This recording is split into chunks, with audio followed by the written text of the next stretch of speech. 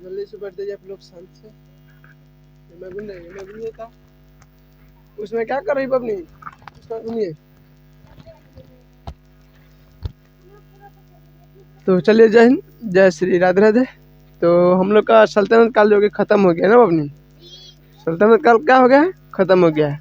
और आपको पिछले वाले क्लास में बताए थे कि हम लोग इसके बाद जो विजयनगर साम्राज्य चालू करेंगे उससे पहले जो सल्तनत काल में जो व्यवस्थाएं थी, ठीक है, उस पर क्या है हम आपको एक क्लास करा देंगे। ठीक है, तो आज हम लोग उसी पे क्लास कराने वाले हैं।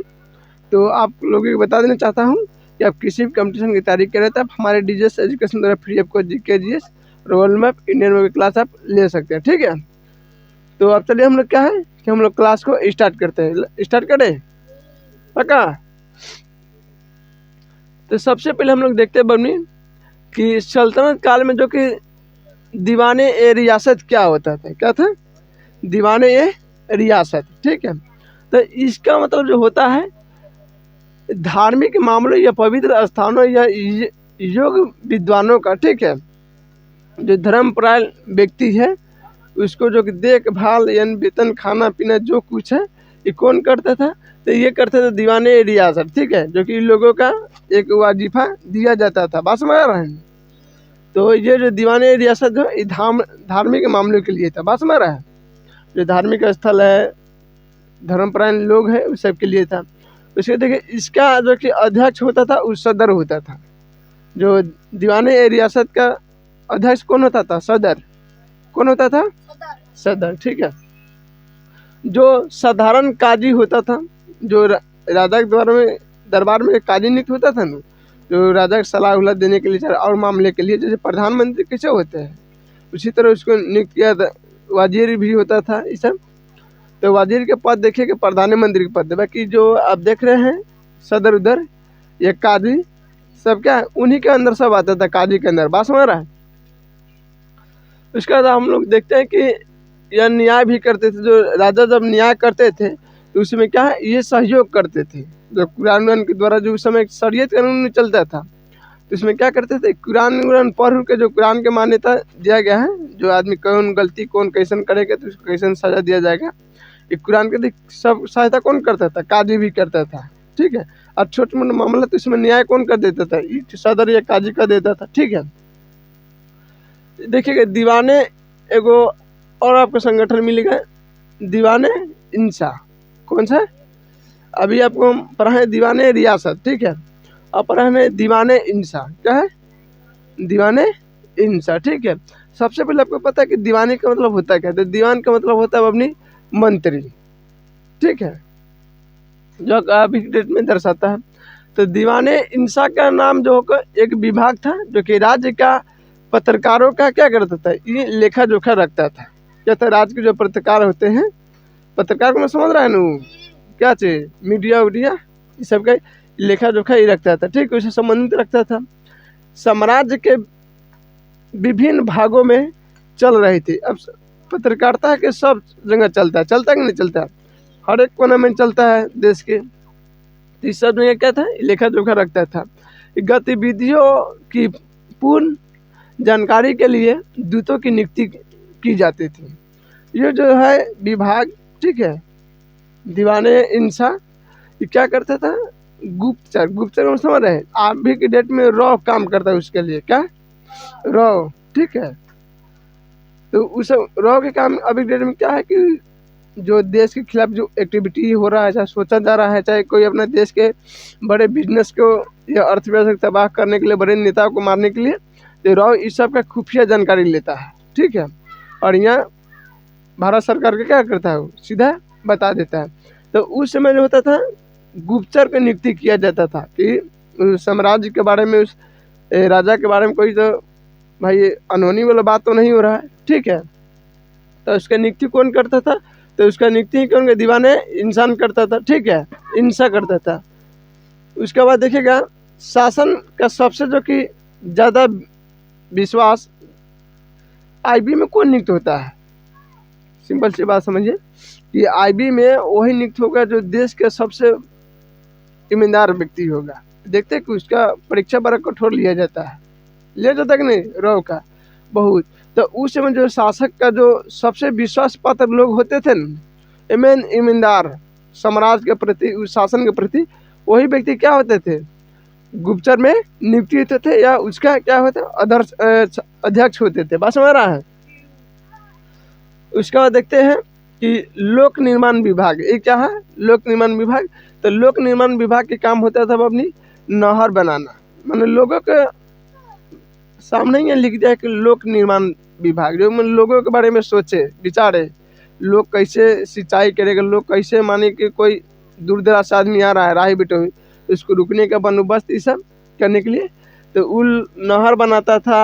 उसके बाद देखिएगा कि सार्वजनिक भवन, जैसे कि अभी डेट में कैसे है, माने कि पंचायत भवन, ये सब सार्वजनिक भवन है कि ना है, तो उसको के लिए ये लोक निर्माण विभाग होता था। ये लोक निर्माण विभाग बनाया किसने था, तो ये बनाया था फिरोज शाह तुगलक ने। कौन बना था, यह फिरोज तुगलक भी आप कह सकते हैं, ठीक है, जो लोक निर्माण विभाग के कार्य करता था। अब हम लोग पढ़ते हैं इक्ताओं के बारे में। क्या है,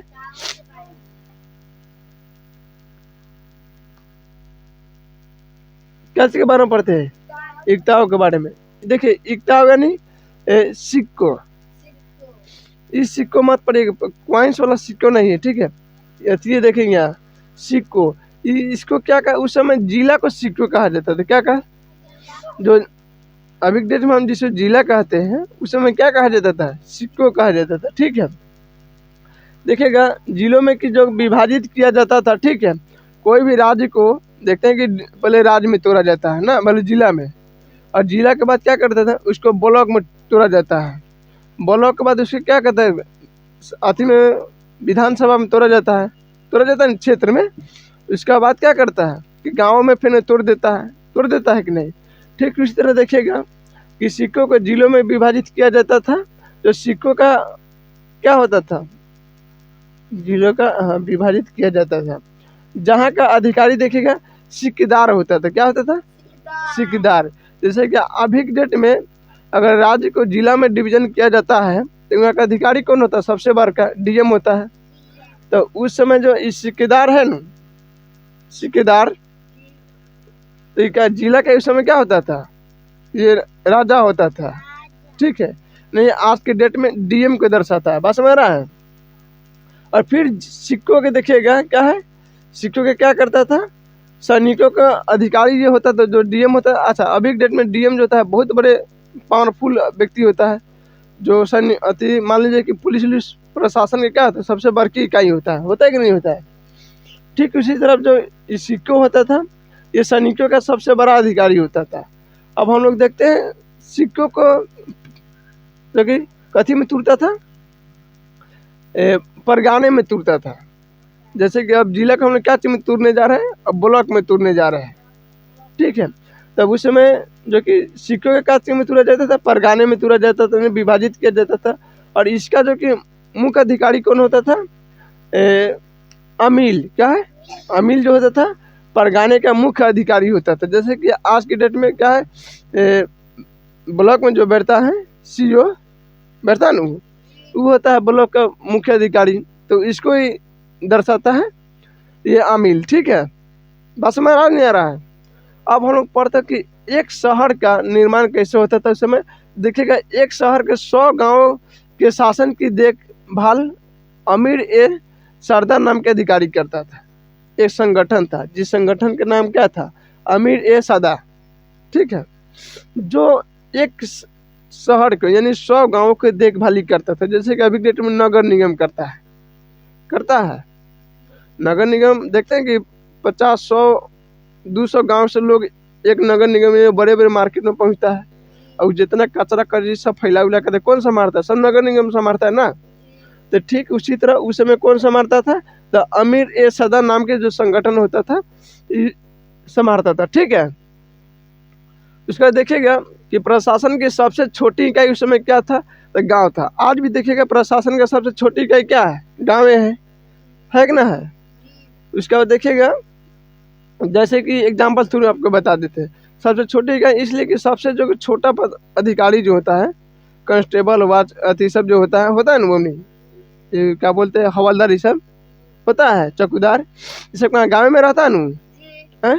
तो ठीक उस समय भी सबसे छोटी इकाई क्या होता था, गांव होता था। ठीक है, जो ग्राम का सबसे अधिक प्रभावशाली व्यक्ति होते थे गांव के क्या होते थे, मुखिया कह लीजिए। जैसे कि एग्जाम्पल थ्रू बता देते, अभी अपना गांव में कोई अगर व्यक्ति सबसे प्रभावशाली लोग को खूब दान पुण्य करे, ये सब करता है, तो उसको गांव के नेता चाहे घोषित कर देगा कि नहीं। जितना गांव का नेता का वैल्यू नहीं रहेगा उतना उनका बात का वैल्यू रहेगा। वो कह देंगे कि हमारे भाइयों मित्रों फलना जगह चलो, चाहे यहाँ बैठ जाइए, चाहे हर चीज़ नहीं करना है, तो जनता लोग नहीं करेगा। एग्जाम्पल थ्रू बता, माने कि अभी आप लोग हैं, हम इतना आपको माने कि कॉपी किताब हर एक की छूट दे रहे हैं, दे रहे कि नहीं दे रहे हैं। अगर कोई ऊपर से आपको एक्स्ट्रा में अलग से देने आएगा तो हम मना कर देंगे, तो आप लोग ले लीजिएगा, नहीं लीजिएगा, लीजिएगा जी।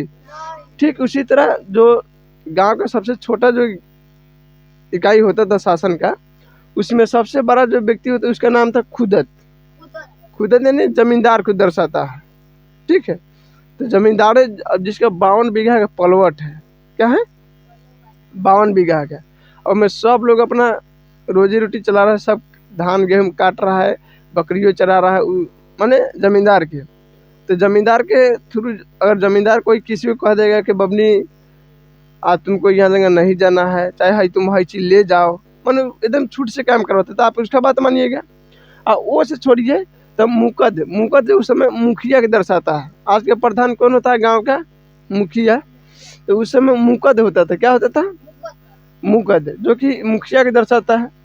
अब हम लोग पढ़ते हैं जो कि सल्तनत काल में जो कि बारूद से, क्या है बारूद समझते हैं, जैसे बम बनता है, तो बारूद से की सहायता से गोला फेंकने वाली मशीन को हम क्या कहते थे, तो मांगलिक अथवा आर्ध कहा जाता है। क्या कहते थे, मांगलिक या आर्ध। ठीक है, आर्ध कहा जाता था।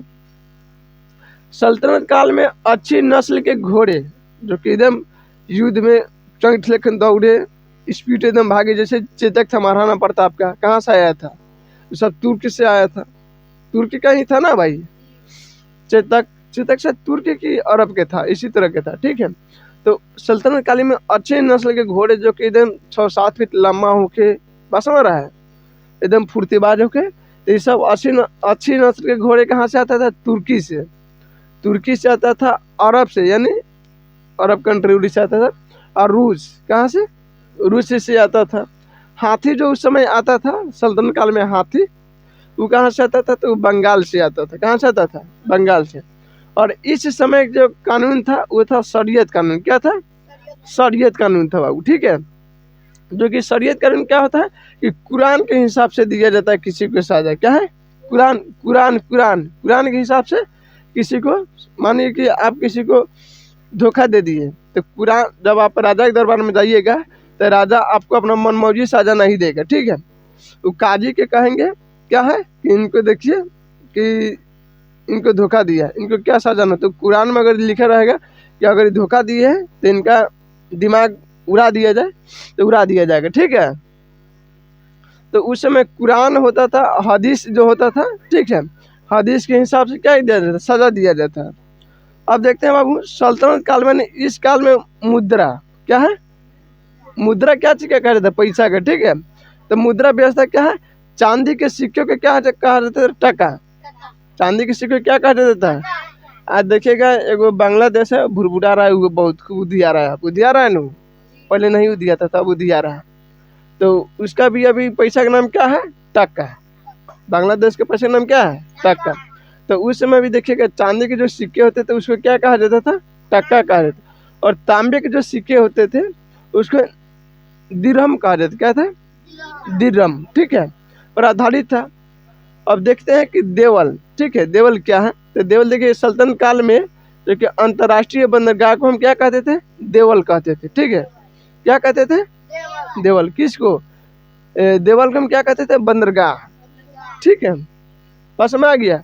तो आज हम लोग का सल्तनत काल जितने भी अतिथि थे सब पढ़ा दिया। अभी कल जो हम लोग पढ़ाने वाले हैं वो पढ़ाएंगे विजयनगर साम्राज्य के बारे में। ठीक है, विजयनगर साम्राज्य के बारे में। ठीक है, तो आई होप आप लोग को आज का कंटेंट समझ में आया होगा। फिर हम लोग मिलेंगे अगले नेक्स्ट क्लास में। ठीक है, तब तक जय हिंद, जय श्री राधे राधे।